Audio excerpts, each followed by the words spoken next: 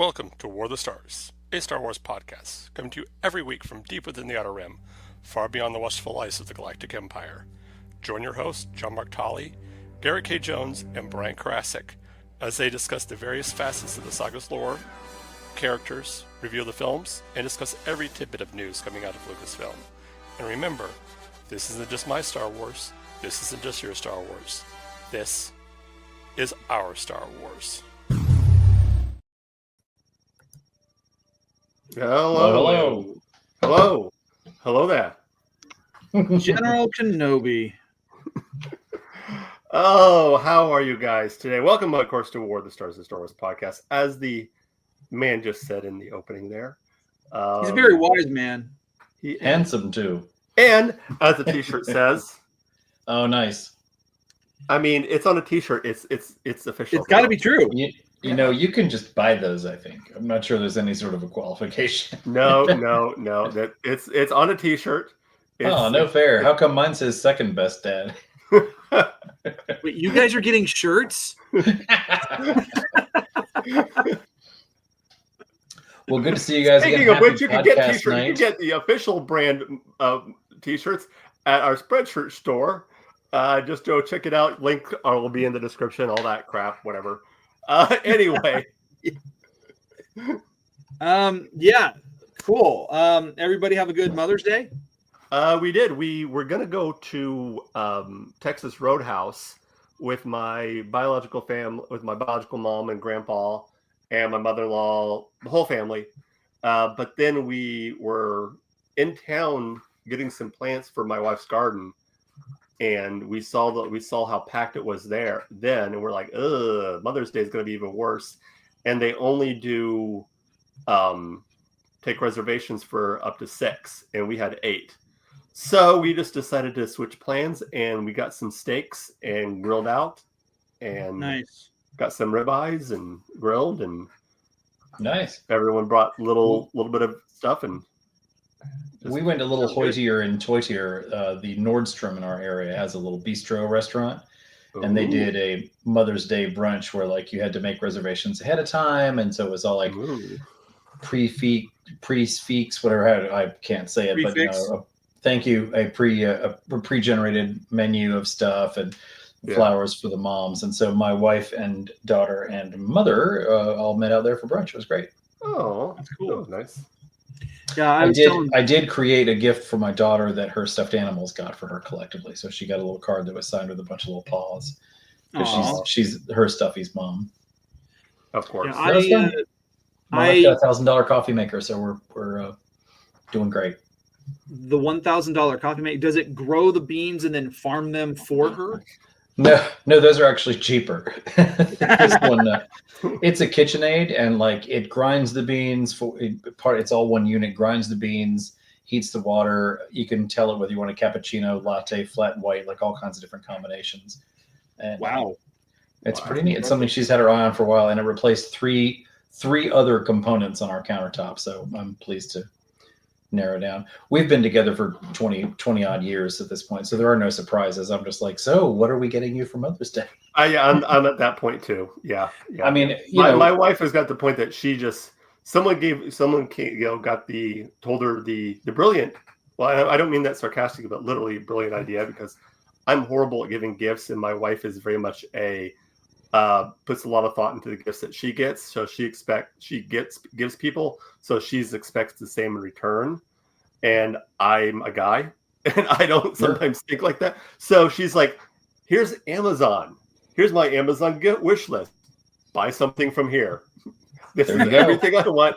Buy something from here." Yeah, you can't risk a surprise, you guys. Like, especially like when you're in your 50s and have been together for 20 plus years, like the gifts should be a fair dollar amount. And by that point, like if I'm going to spend a couple $100 on something, I don't want it to be something I think she'll like. Yeah. Also, she sees the bills. Like, there's what's the surprise? Like, what's this $300 from Nordstrom? Oh, that's that dress I got you. You got this dress? Okay, maybe you should shop.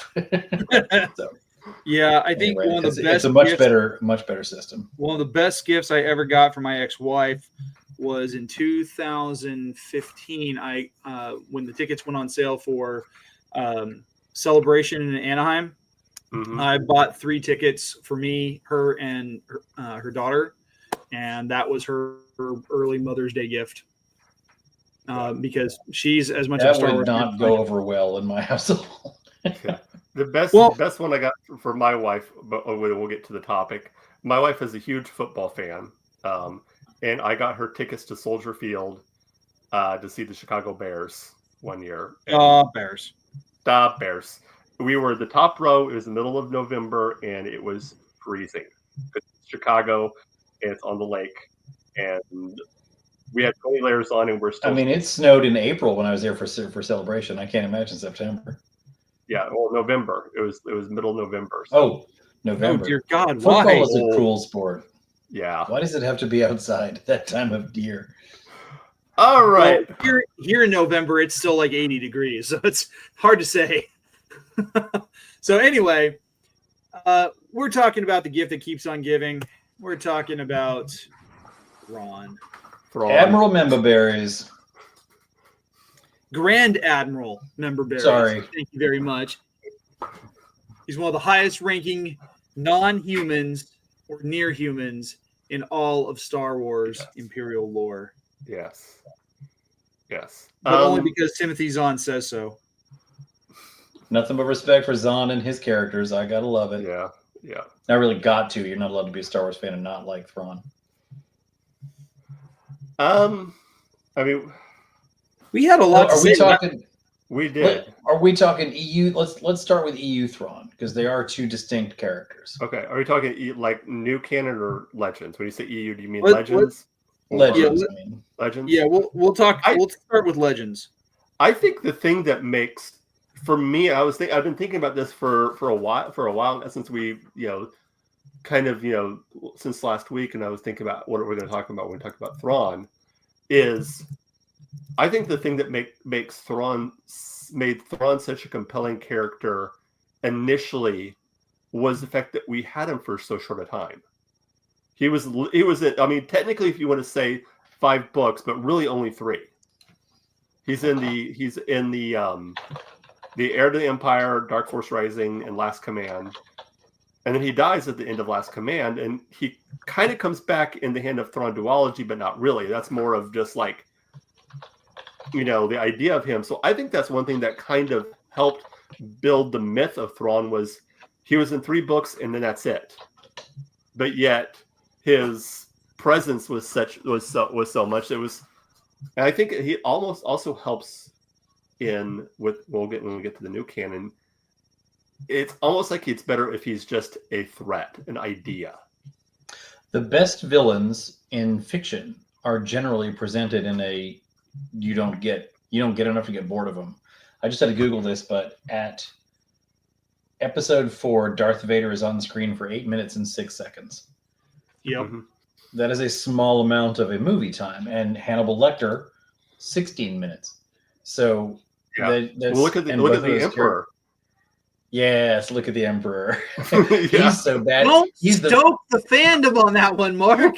he's the villain of things he's not even in. Exactly. Episode 4, Solo, Andor, like all of these things, the Emperor is a presence. He's extant in the universe, and most plot decisions based on it. We'll come back to the Palpatine episode, but yeah, I think you're right. With the brief time we had with him, he's a vivid character, and I like the Legends. I thought the Ysalamiri Mary thing was a bit much. Like, why is it like every time we get a good a post Jedi villain, they've got to have something that like renders the Force useless against them, whether it's the Yuuzhan Vong just not existing in the Force, or Admiral Thrawn having it felt a little bit. It was a little. I think it was because that was the first time that something like that had been done. So I think I can give it a pass because we hadn't really seen something like that before in the books. Because remember that was the first post Jedi book. Sure. So we hadn't seen something like that. It's challenging to me, and we see I think we saw that more in Legends than in current canon. But like they come up with an idea that is cool. Okay, Ysalamiri Mary. Oh, this guy's got something that makes the Force work less against him. All right, that's cool. Yeah. Well, now we got to do that again in 4 different books for some in other ways, and it reminds me in new canon. It reminds me of, and I guess they did this somewhat in the old canon too, but it's like we can't have a storyline that doesn't involve Jedi, but this story takes place after the Jedi Purge. So so we'll just have this one Jedi who escaped, and then you do that again and again and again in the comics and the video games, and again and again, and sooner or later it's like. It's like the only Jedi who died in the Purge are the ones we see on screen die. Like all the rest of them just like disappeared. Yeah. And you know, the uniqueness of the concept is taken away. Yeah. Yeah. I like Thrawn's adherence to military protocols. I think that's cool. And I mentioned Hannibal Lecter. I think there's a significant overlap in the fandom of Thrawn and Lecter, in that he is erudite, he is educated. He's not just, as I say, a mustache twirling villain tying Polly Pureheart to the train tracks. Yeah. He identifies with his targets. He studies their art. That's his big thing, right? He's like, learn about a people's art. You learn about the people, and it's very well presented. I gotta say, I'm a little bit itchy about Thrawn in Legends because he does overlap, as we see there, with the Yuuzhan Vong, which I think was the worst aspect of the post Jedi. I mean, not really, because the Vong were like almost 15, 20 years after Thrawn. True, but Hand of Thrawn. The books dealing with the Yuuzhan Vong came out around the same time. While canonically or legendarily they were set, 15 years later or so. Thrawn's Thrawn story arc. And the timing of the releases overlap. Yeah, there was like early 90s when the Thrawn books came out. And I'm not sure when the let me check. I'm going to say 1994, and I say that because everything about the Yuuzhan Vong is so 90s. It's like they come from the planet. I think it was like late 90s. It might have been because it was after I graduated. Well, I'm looking. They were introduced.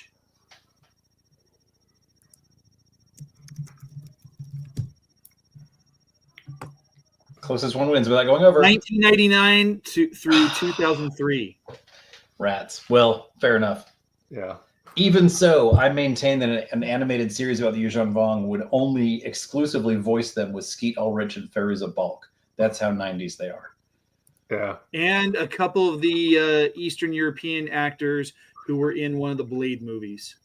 Yes, I'll give you that. Yeah. That's absolutely. Yeah. Now, you guys are D&D guys to some extent, right? Yeah. Yes.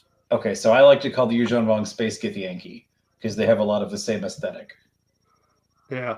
I never I feel you guys are you familiar with the Githyanki? I feel like I didn't get the reaction I was expecting. No. All right, I'm finding a picture.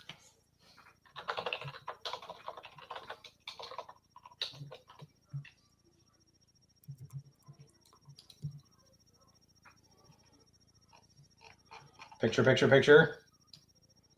Hold on. Carry on. This is quality podcast content. It is. This is what you pay the good money for. I'm stopping my screen, so you're good to go. Yeah. All right. I can see a reflection of whatever you got on your screen in the window behind you. Yeah. But I can barely see it. We were like, all right. The question is this a D&D species or is it the Yuuzhan Vong? Yes. Yes. They're very similar. I'm going to go with option E. These are a bunch of Hollywood rejects. It's a really cool race in D&D, and anybody who these are the Kardashians. Cardassians almost. No, not anyway, Kardashians. We can do another whole chapter on everything I hate about the Yuuzhan Vong, but yeah. I really liked the aspects that we saw. We talked about this a little bit yesterday or last week with the Imperial Remnant, but I really liked the aspects that we saw of the Empire post-Empire, where they're like, this is all we know how to do. So they just keep doing the one thing that I remember from reading the original Timothy Zahn novels that kind of gets to me Thrawn as a character and how he differed from other Imperial admirals and officers and people that were at that. There's a scene where one of the crew of the Chimera makes a mistake. He loses something or something happens, and everyone on the bridge just gets dead silent because they remember what Vader did. And Thrawn just doesn't do anything. He says, like, you'll get them next time. And then walks away. And it's like, that is the difference between Thrawn and... Yeah. But there's also another time where he someone makes mistakes and he does brutally, execute somebody because of the mistake. So it's all about knowing when to put the hammer down for him and knowing when to just back off and let them learn from their mistake. And the learning curve is pretty steep aboard the Executor. I think we can all agree on that. Yeah. You failed me for the last time. This was the first time, even so. Well... Yeah, and that is, it's funny that now that I think about it, that's a good insight into a real military organization, because the actual military allows for mistakes. Perfection is not expected; it's hoped for, but it's not expected. And if you make a mistake, so long as you learn from it, you're generally fine. Now that again is up to a point. At some point, there's like, okay, so this is a mistake you shouldn't have had to learn not to make. Yeah. Buckley. Sorry, got a particular guy in mind on that one. I do think that in the new canon, I know we're kind of jumping back and forth between Legends and new canon. I do think they really overplayed the art thing with him in the new canon. Like, especially if you see him in Rebels, that's like his whole thing is just looking at art. Whereas in Legends, it was like that was part of the process of how he was able to. Right. It was just one part of the whole. Whereas like in the Legends, that's his whole thing. Are you guys familiar with the literary concept of Flanderization? Yeah, where you make the character deliberately obnoxious, like Ned Flanders. Right. Yeah. And also more specifically, you focus on one aspect of the character until that's all the character is. Because Ned Flanders was religious, but he wasn't a religious freak who I wouldn't say freak, but he was a man of faith. He wasn't a zealot. Right. Exactly. And I think that they did that with Thrawn a little bit. And Disney, they're like, well, name 3 things about Thrawn? And now those are the only 3 things about Thrawn. Yeah. Well, and what's interesting for me is like my first experience with Thrawn was in middle school or early high school, where I rented from the library can't remember if it was on cassette or CD, but an audio recording of Dark Force Rising, which is the second book in the Thrawn trilogy. I had the first one on audiobook. Yeah. I had that book in paperback because my grandfather gave it to me because he knew I liked Star Wars and he didn't know it was part of a trilogy of books. Who can tell? He just gave it to me. Well, it does say book 2 of 3, but Grandpa's not reading that deep Star into Wars. Bless his heart, he liked westerns and war movies because he fought in World War II. He was Grandpa, I get it. Yeah. So, but he bought the book for me. It was for me just trying to get into the book was really hard because, like, it didn't grab my attention right away, which is weird because most Star Wars stuff usually does. But then I started listening to the audiobook while reading through it, and like, it's weird because like Thrawn does show up in that book, but he's not a central player in the book nearly as much as all the other characters. And so, and it was weird because the book was narrated by Anthony Daniels. So all I was hearing was C-3PO. And I'm like, dear God in heaven, why? See the first book, because I had the first book on cassette, and it was actually narrated, at least the one I had was narrated by Wedge. Oh, cool. So it's funny you mentioned that. I listened to Cobalt Squadron, the audiobook, which is narrated by Kelly Marie Tran. Mm-hmm. Now, Kelly Marie Tran is a great actress. I liked her work. I think she got a bad deal. Absolutely. She is not a voice actress. So in that book, every character sounds like Rose, and I just couldn't follow it. There's too much dialogue in it where everybody sounds the same. Conversely, you listen to some of the other ones, like, let's see, Dark Disciple is narrated by, I think, Mark Thompson.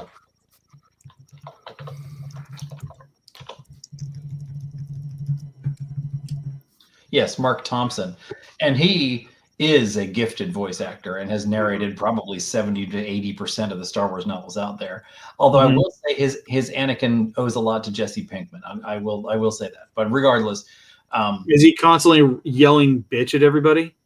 No, not to the language, but just the intonation, the timbre of his Gotcha. voice. You should check it out. It's a great book, audiobook or written, but definitely Mark has definitely been watching some Breaking Bad as he's recording that. But be that as it may, Garrett and I were talking about that before we started recording, where he's not in a lot of the book, but he as a character, especially, Thrawn is to Timothy Zahn as Ahsoka Tano is to Dave Filoni. If that character is on screen, it's going to suck all the oxygen out of the room, and that is who this book is about, even if it's just this chapter. And I don't mind that, because Thrawn is an interesting character and he's well written in Legends. But Zahn is definitely telling the story of Admiral Thrawn, and this novel has been written to prop that story up. That's my take on it. Yeah. I feel much the same way about the Darth Plagueis novel being written to tell the story of Palpatine. Darth Plagueis is not the most interesting character in his own novel. And I do like the fact that, at least in the Legends, as far as I can remember, the main character, like Luke and Leia, and there's never like that one-on-one confrontation where they're in the same room with Thrawn. Thrawn's always somewhere else, manipulating things. And so that they never ever really, the good guys never actually see the villain, as far as I know. That makes sense. It's not like in G.I. Joe where every week they fight directly against Cobra Commander. Like he's right there on the field. Like, why aren't you running this show from behind the scenes? I do think, and I touched on this a little bit with Thrawn last week, but I want to touch on the problem I had with Thrawn, and I would love to hear from you guys and also from anyone in the audience out there. Their thoughts on this, because I've not heard this position posited. Thrawn is in the new canon. Just to briefly sum up the first book in the Thrawn trilogy from the new canon, we meet Thrawn barefoot and unarmed, deserted on an outpost. While barefoot, he assaults a military base. He hacks into their comms after defeating 2 stormtroopers, again unarmed. He allows himself to be captured, and his penalty is to be taken directly to the Emperor, where he receives an assignment to the most prestigious Imperial Navy Academy in the galaxy. And he receives an assistant, and he is promoted to lieutenant before he starts classes. And to me, that is not the disciplinary action I would expect against who could only be perceived as a rebel force. Like this guy took. I would expect Palpatine to kill him and everyone at that outpost who let him get away with that nonsense. But no. In the second book, though,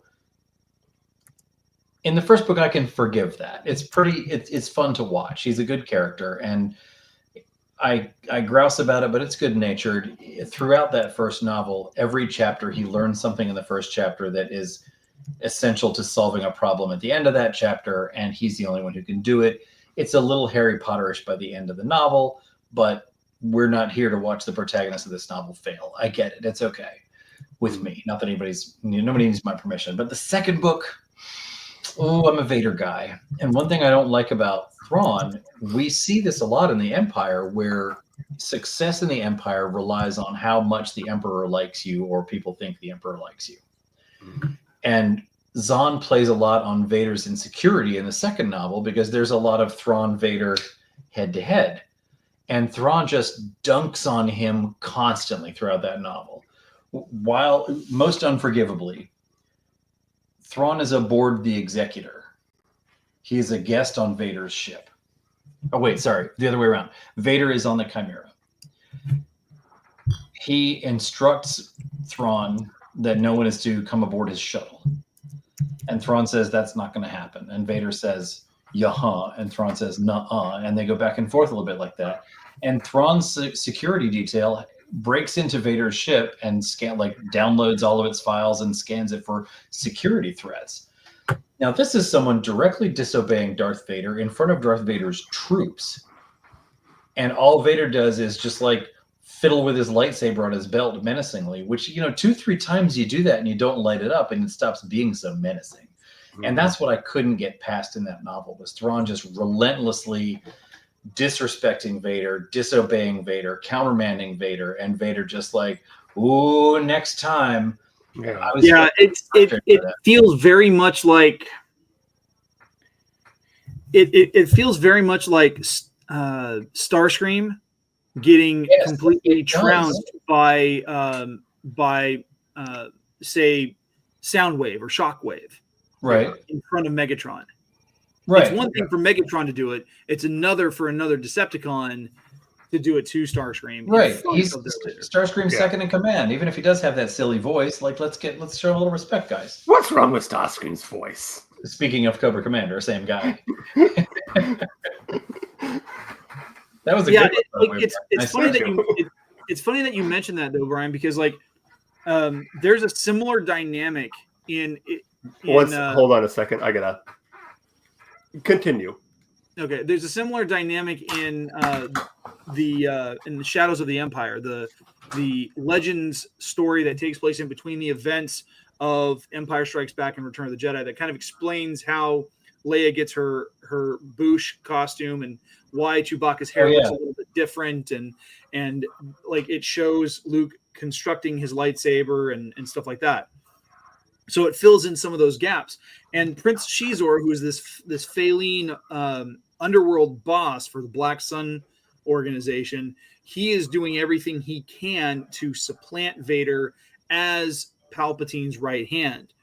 He's having audiences with Palpatine because he's trying to broker all these trade agreements, because he does have some legitimate businesses, but he is not a military person per se, but he has that experience with leading troops because of the forces, the mercenary forces that he has at his beck and call. But what's interesting is that he constantly is having these moments. There's actually a confrontation in Palpatine's throne room on Coruscant where Xizor is just shooting barb after barb, and Vader is kind of taking the bait, and eventually it gets to the point where Xizor is actively trying to kill Luke, and Vader from his flagship says, "Xizor, stand down or I will kill you."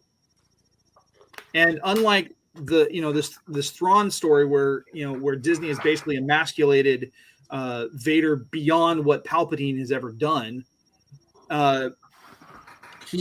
Vader actually takes action and shoots down Prince Xizor's skyhook above Coruscant.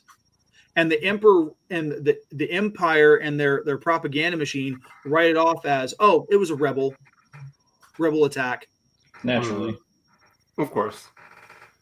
So, even that, though, I feel like Vader offering the either or of that decision seems out of character. Well, it's because he was under orders from Palpatine not to kill. Oh, okay, fair enough then. And so he was giving Xizor a way out that left him because Vader later goes and has an audience with Palpatine, and Palpatine's like, "You killed him." He's like, "He gave me no other option." And Palpatine's like, I just have a hard time when, in order to make a character powerful, we have to neuter existing characters. Right. Well, in Shadows of the Empire, though, they don't neuter Vader to raise up Xizor. Xizor is trying to neuter Vader, and it blows up in his face. I did where it's in a way it's the it's almost what I like to call the Worf syndrome. In the Next Generation, if you wanted to see how powerful the alien was, you have them beat up Worf. And over time, the force of that is that Worf just always gets beat up. Yeah. Yeah, if you want to see how And powerful a Star rightfully Wars so. villain is, you have them stand up to Vader and have Vader be able to not do anything or something similar.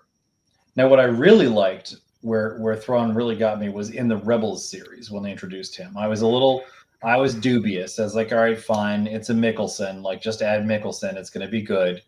Yeah, But for me, the pivotal moment for Thrawn in Rebels is when he is inspecting the speeder bike factory that has had a disproportionate number of failures. Do you guys remember that? Yeah. yeah, So, folks at home, this is a conscripted factory producing speeder bikes, and the rate of failure of these speeder bikes, where they just explode in use, is statistically significant, and Thrawn is there to find out why. He suspects that there is sabotage going on by rebel sympathizers who are producing bad speeder bikes in order to hinder the Empire's efficacy. And so what does he do? He has the QA guy sit on a speeder bike and power it up until it explodes. And that's cold-blooded. And for a kid's cartoon, especially like you don't see the explosion, but you see that it exploded. And this guy's friends and family watch him tearfully climb on a bike he knows is going to blow, and Thrawn's just like, I will kill. If I remember right, he said, "You do it, or everyone here dies," or so to that effect. Yeah. He's Well, leveraged into it. What I like about that delivery too is the fact that it creates a necessary amount of tension in like because instead of just doing like the very cold-hearted, twirly mustachioed, type villain, very, Cobra Commander-esque, he actually is very subtle about it. Like, he's like, he doesn't raise his voice, he doesn't yell, he doesn't scream, he's not menacing, like he's not like overly animated in his menacing. He's not mad, he's disciplined. Yeah, which is 1,000 times worse, right? Yeah. So like he presents the options of, you can either do things my way or you can do things my way. There's no other way to go around it. And it creates more menace, it creates more tension from a storytelling perspective, because now you've got this character who is stuck, and the only option they have is either and they're weighing that option of the good of the many versus outweighs the good of the one. And so, I would even say he adds an extra wrinkle of, you can do this my way and maybe die, or everyone dies and someone else will do it my way. Either way. And I liked him as a villain in that moment. He was he was a little bit much with the let this bad commander fail, as I mentioned last week, in that I think for a couple episodes of Rebels, Thrawn does more damage to the Empire than Ghost Squadron does, because he's letting, oh no, wait, we'll see what happens, and two bad commanders end up losing a ship or whatever, and then Thrawn just gets to say, "Ha, told you so." Yeah, but at the same time, though, we don't see it. I don't know how often it happens in the United States military, but think about how if you've got bad commanders who should not be in command, they should be sitting some kind of desk job somewhere, regardless of their rank. It's the smart tactician who lets them get hanged by their own petard. Yeah. Not to the extent of losing an aircraft carrier. Oh. Well, if you're the Emperor, you don't care, because it's not about the credits. It's not about the military force. Right. Yeah. We'll just hollow out another planet and build some more. I do appreciate the fact that I think in Legends there is this kind of idea of Thrawn, and to even more of an extent, the actual captain of the Chimera, Pelion, of being the honorable Imperials. Like, they weren't the evil, type that you see. Whereas in Rebels, Thrawn is evil. I mean, there's no ifs, ands about it. Thrawn is evil. For sure. So you get more. I mean, yes, he's not like you said, not the mustache twirling villain, but in many ways he's even more terrifying because he is so cold and calculating, and I do think, like, we talked a little bit about it with the Thrawn trilogy, but when you get to the first mention of Thrawn in live action, I think that's where he gets even like that was kind of my favorite version of Thrawn besides the and Rebels was I'm not talking about in Ahsoka, but the Thrawn that you never saw, the Thrawn that you just hear about, Mm-hmm. and it's just kind of this existential threat. You know, those are the type of villains. The type of villains I don't like are the uber powerful, you know, like you mentioned the using Vong, where they're just completely unstoppable and but then they're stopped by some sort of Deus Ex Machina that happens to come in and just be like, "Oh, we didn't see this." That's the problem with a villain like that. When you make a villain that's all powerful, now you have to create an all powerful Deus Ex Machina to finish it off. Yeah, Yeah. And if it's I not think the Luke only, Skywalker, the it's some other only, thing. It's Ezra Bridger the and his yeah, space whales. Don't get me started. the only exception to that rule in sci-fi, and I think it goes back to using them sparingly, was the Borg. In the Yes, original, I the Borg think were they all did that powerful; well, nothing too. could stop them. But what made them so terrifying was they were always the existential threat. They were in just like a couple of episodes, a few episodes of Next Gen, but they're always so terrifying. But once you got into Voyager, they eventually just kind of lost their teeth, and they just became another. The Borg are villain. almost Lovecraftian in that their desire to end your civilization is not based in anything other than logistics. They're like, we just need your resources. We're not mad at you. We don't have anything against you. It's just we're gonna need that planet, so get out. And I think that's a great aspect of them. Mm-hmm. But yeah, I'm not sure how I felt about Thrawn though. When we get to Ahsoka, like he makes some really really stupid mistakes that are very un-Thrawn like. Think about this. You have people who are writing for Star Wars right now who have no cognizance about like actual tactician mindsets. They don't have any understanding of how things like that should work. Like if if you're writing for one of the most well thought and frightening tacticians, you should have someone smart writing it. Yeah.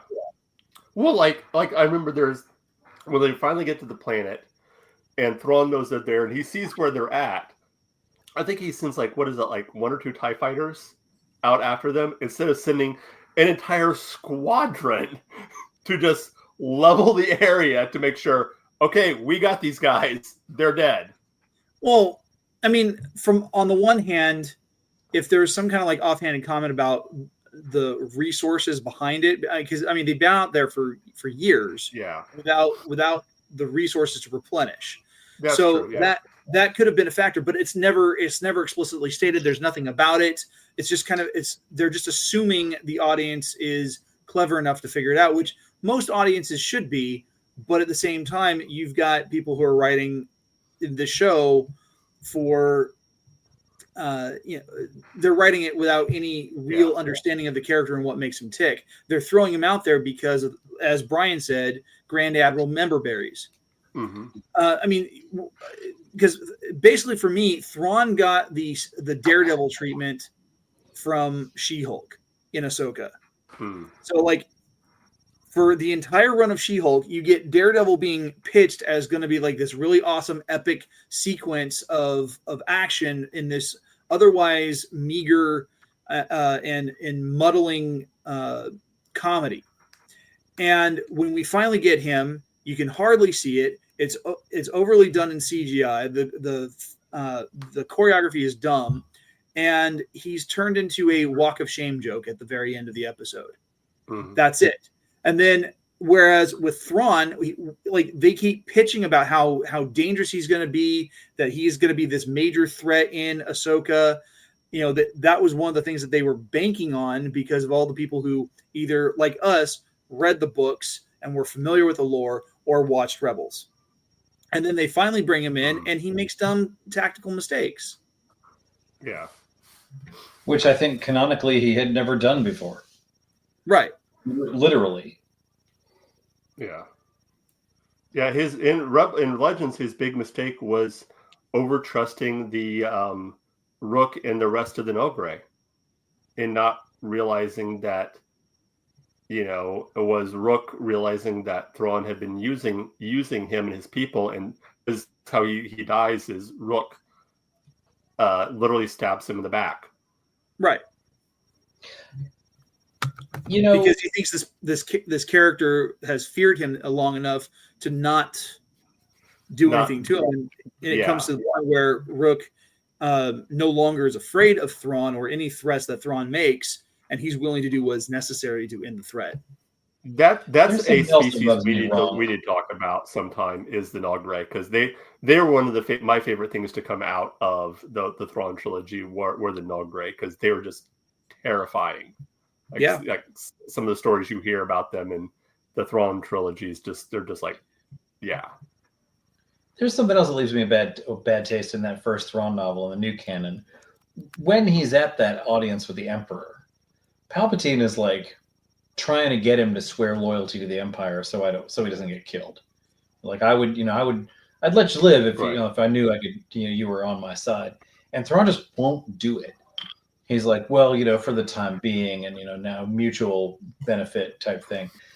All Palpatine wants is an oath of fealty. Thrawn won't do it, and Palpatine's like, well, okay, fine. And it just makes Palpatine look a little thirsty. Like he's got to have Thrawn on his team, and he lays down like a couple, I need this and this, and Thrawn says no and no, and Palpatine says okay, fine. Maybe Palpatine is just really, really dehydrated, and Thrawn looks like a Gatorade. He does look like, I believe it's Arctic Blast is the shade. Yeah. I think Arctic Blast is one of the light colored ones. I would go with the Night Elf Blue Mountain Dew from the World of Warcraft Mountain Dew promotion. That's the color, I think. Nice. Oh goodness. Well, I think I laugh a lot about how I tend to dislike popular characters like Thrawn and Revan and stuff. I don't do it just to be a jerk and not like the things that people like. I think he's an interesting Gen X contrarian. I just don't like how they matched him up against Vader, and I don't like that the same people who think that Rey is overpowered because she can swim are okay with Thrawn being an absolute Sherlock Holmes, unstoppable, undefeatable, no threat ever touches him, juggernaut. And we don't, to my knowledge, we never see Thrawn's training. We never see him coming up. We just see him like he's already invincible from the day we beat him. Yeah. So, and which is not to say that Rey is not overpowered, but if we're going to be mad that she doesn't drown halfway through The Last Jedi, can we be a little bit mad that Thrawn learns Galactic Basic in a weekend and then moves on to basically take over the Imperial Navy? Maybe? I don't know. But as a military guy, Navy in particular, I like seeing an admiral in a main character role. I did enjoy reading the trilogy, but as with most things in Star Wars, if you have an emotional investment in one character, you're taking a risk looking at anything that doesn't deal with that one character, right? What am I complaining about? The way he talks to Vader, the way he talks to Palpatine. Well, maybe if I didn't care so much about Palpatine, I could appreciate Thrawn more, and that's what I try to do. That's fair. Fair enough. Yeah. And I think we pretty much, between last week's discussion where we spent a lot of time on Thrawn and this week, I think we pretty much we've exhausted what we're going to do. Yeah. So jumping in, since we've been talking a lot about the books, next week our episode is our favorite Star Wars book. So, yeah. So pick one title that you guys really, really, really, really, really like, and we'll share next week. Got it. Yeah. All right. And it's not Darth Plagueis. I mean, that is my favorite, but I've talked about Darth Plagueis enough, I think. I've got another one in mind. Which, for those of you who missed this last Saturday, I had a brand new episode of The Right Way come out. Brian was featured as my top 10 recommendations guest host, and I believe Darth Plagueis was your number one pick. Yes. Yeah. So I'm about to say, was it number one, Darth Plagueis, number two, Darth Plagueis, number three, Darth Plagueis? No, it wasn't that bad. It wasn't that bad. Number 3 was the third chapter of Darth Plagueis. Yeah. No, I covered the map. I touched on some legends and some new canon. Yeah. Mostly new canon. It was. I think it was a pretty well balanced selection of books. Okay, cool. That was a great show too. The trouble that I have with a lot of the pre-Disney books is there was no continuity editor. There was no like, oh wait, you can't say that because this, which is how we end up with things like Han and Leia getting married twice in 2 different books. Right. And it's not the same wedding told 2 different ways. It's a totally different thing. Yeah. And we've touched on that previously. So I read a lot of those old Star Wars novels, but I read them like in airports and aboard ship. It's just like, well, I'm not going to read another Clive Kusler book in the barracks. Let's go ahead and just check this out. But I've paid more attention to the new canon novels and comic books because there is more of a sense of continuity. There's one story being told across a number of media. Yeah. All right. So Brian, where can people find you? Find me on Facebook at the Sith Library and Archives, a lovingly curated collection of art, culture, humor, and whatnot dealing with the dark side. If they're the bad guys, we're there. Awesome. Oh. As for me, you guys can find me on Instagram and X at GKJ_publishing, where I talk about my books, The Archives of Sync Ran, as well as my newest one, Midnight Playground, a collection of short stories. You can also connect with me on YouTube, where I have a show called The Right Way, where we talk book recommendations, author interviews, and creative writing tips. If you're wanting to get caught up on the book recommendations that Brian made, the replay of that segment will be dropping. Actually, it's dropped today, since today is we're recording this for Wednesday. So yes, on Wednesday that episode or that segment will be back. And then we'll be doing another episode of Snackame here in the next couple of weeks. And we are going to be focusing on the first 6 episodes or so of Delicious in Dungeon. All right. As for us right here at War of the Stars, if you want to get a hold of us, you can do so through our email. That is warofthestars1@gmail.com. All of the social media, Instagram, X, YouTube, you can find on War of the Stars. Check us out on Spotify. Just search War of the Stars. We're going to be dropping new episodes here coming up soon. We're going to get back to doing that. So if you want to check us out on audio form only, if you don't want to look at our beautiful, handsome faces, you can do that there. Just like I said, just go to Spotify and check us out there.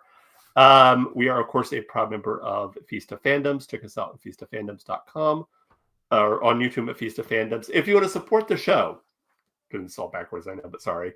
Ko-fi.com /War of the Stars. That is ko-fi.com /World of Stars. All one word, War of the Stars. Or you can support us by going to our Spreadshirt shop, spreadshirt.com /shop /war-of-the-stars-.